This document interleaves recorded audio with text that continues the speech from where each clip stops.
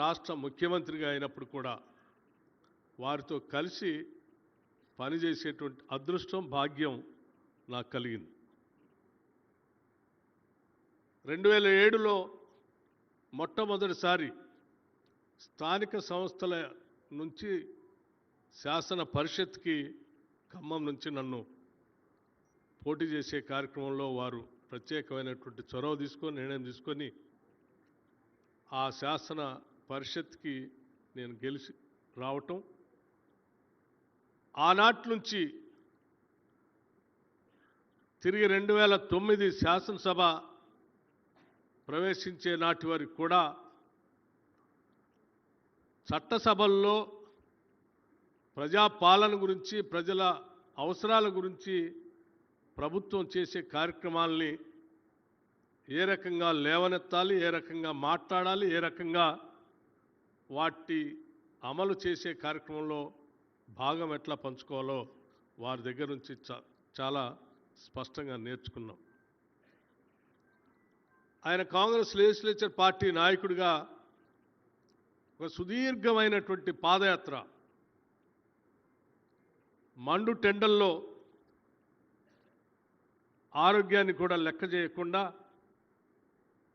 కొన్ని నెలల పాటు నడిచి ఈ రాష్ట్రంలో, ఉమ్మడి రాష్ట్రంలో ఆ రోజు రాష్ట్రంలో ఉన్నటువంటి ప్రజల యొక్క బాధలు, ఇబ్బందులు, ముఖ్యంగా వ్యవసాయ రంగానికి సంబంధించిన సమస్యల్ని, తాడితులు, పీడితులు, బీదలు, మధ్యతరగతి కుటుంబాలకు ఉన్న సమస్యల్ని అవగాహన చేసుకొని వారు ముఖ్యమంత్రి అయిన తర్వాత ఇప్పుడే పెద్దలు చెప్పినట్టు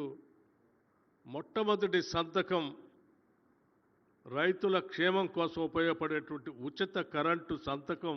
ప్రమాణ స్వీకారోత్సవం రోజే అదే డయాస్ మీద నుంచి చేసినటువంటి సంఘటన ఇప్పటికి కూడా భారతదేశంలో ఎవరైనా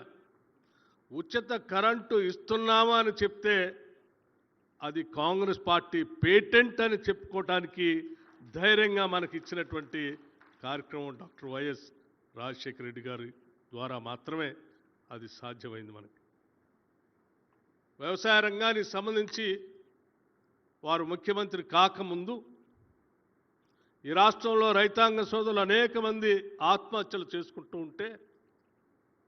వారి ఆత్మహత్యల పైన సుదీర్ఘమైనటువంటి ఆలోచన చేయటమే కాకుండా అనంతపూర్ జిల్లాలో పెద్ద ఎత్తున ఒక కార్యక్రమాన్ని కూడా చేపట్టి రఘువీరారెడ్డి గారి నాయకత్వంలో శ్రీమతి సోనియా గాంధీ గారిని కూడా అక్కడికి పిలిపించి ఆ కార్యక్రమానికి ఆనాటి నుంచే ఒక శ్రద్ధతో, అవగాహనతో రైతాంగ సోదరులు కేవలం పండించినటువంటి పంటకి మద్దతు ధర ఒక్కటే కాదు, పెట్టుబడి ఒక్కటే కాదు, ఇతరత్ర అవసరాలు కూడా వాళ్ళని బాధిస్తూ ఉన్నాయి. ఈ గ్లోబలైజేషన్లో పెరిగినటువంటి విద్య, వైద్యం పైన పెరిగినటువంటి ఖర్చులు, వ్యవసాయం మీద పెట్టే పెట్టుబడి, వీటన్నిటినీ కలిపి వారిని ఆత్మహత్యలకి దారితీస్తున్నాయి. కాబట్టే ఆ రైతాంగ సోదరులకు పెట్టుబడి పెట్టడానికి అయ్యేటువంటి ఖర్చుకు సంబంధించిన ఉచిత కరెంటుతో పాటు, టైమ్లీ ఇచ్చేటువంటి లెండింగ్తో పాటు, వారి పిల్లల చదివించడానికి పడేటువంటి కార్పొరేట్ విద్య, వైద్యం భారాన్ని కూడా తగ్గిస్తే తప్ప ఈ సమస్యకి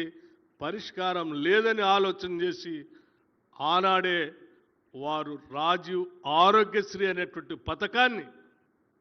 ఉచితంగా ప్రతి కుటుంబం 2 లక్షల వరకు వైద్యం ఉచితంగా ఏ కార్పొరేట్ ఆసుపత్రిలో చేసుకోవటానికి విధానపరమైన నిర్ణయం చేసి దేశానికే ఒక మార్గదర్శకం చేశారు. అట్లాగే రాష్ట్రంలో ఉన్నటువంటి వారి పిల్లలు చదువుకునేటువంటి విద్యకు సంబంధించినటువంటి విషయాన్ని కూడా ఆలోచన చేసి ఫీజు రియంబర్స్మెంట్ తీసుకొని వచ్చి ఆ ఫీజు రియంబర్స్మెంట్ రాష్ట్ర ప్రభుత్వమే నేరుగా డబ్బులు కట్టి రైతుల పైన వాళ్ళ పిల్లలు చదువుకునేటువంటి విద్యకు సంబంధించిన భారం పడకుండా, వైద్యానికి సంబంధించిన భారం పడకుండా, వ్యవసాయ పెట్టుబడికి భారం పడకుండా వారు తీసుకున్నటువంటి ఆనాటి విధానపరమైన నిర్ణయాలు ఈరోజు రాష్ట్రంలో రైతాంగ కుటుంబాల్ని పెద్ద ఎత్తున కాపాడుతున్నాయని చెప్పడానికి ఎటువంటి సందేహం లేదు. అదేవిధంగా రాష్ట్రంలో గుడిసె అనేదే లేకుండా చేయాలన్నటువంటి మొదటి నినాదం కూడా డాక్టర్ వైఎస్ రాజశేఖర రెడ్డి గారిది. ఇందిరమ్మ ఇల్లు అని చెప్పి సాచురేషన్ మోడ్లో గతంలో 100, 20, 1000 ఇల్లు ఇచ్చేటువంటి కార్యక్రమం నుంచి సాచురేషన్ మోడ్లో రాష్ట్ర వ్యాప్తంగా ఇందిరమ్మ ఇల్లు ఇచ్చి ఉమ్మడి రాష్ట్రంలోనే గుడిసెలు అనేదే లేకుండా ఒక విధానపరమైన నిర్ణయం తీసుకొని అమలు చేసినటువంటి ఒక గొప్ప ప్రజానాయకుడు కూడా డాక్టర్ వైఎస్ రాజశేఖర రెడ్డి గారు. పాలన అంటే ఎలా ఉండాలో, ప్రభుత్వం అంటే ఎలా నడపాలో, మనసు పెట్టి ప్రజల కోసం ఏ రకంగా ఆలోచన చేయాలో చూపించినటువంటి ఒక గొప్ప ముఖ్యమంత్రి డాక్టర్ వైఎస్ రాజశేఖర రెడ్డి గారు. అటువంటి వారి దగ్గర